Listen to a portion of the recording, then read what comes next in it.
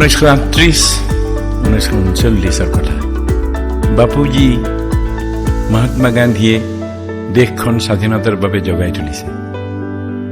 তাৰ ৰেকৰ্ডিং তিনি বৰণীয়া জাতীয় পতাকা নীল আকাশত নাচে ওপৰে গেৰুৱা মাজত শুকুলা তলত শ্যামল আছে বগাৰ মাজত অকুক চিত্ৰ জিলিকি ৰয় আমাৰ জাতীয় পতাকাখনি কদাপি নহয় ক্ষয়